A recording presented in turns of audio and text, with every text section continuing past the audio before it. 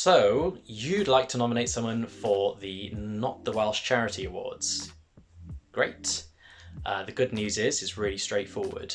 You just need to take a video of yourself telling us about a Welsh charity or volunteer that has really made a difference, either to you or your community. It can be up to a minute long, but no more, and it just needs to cover the following things. Who are you nominating?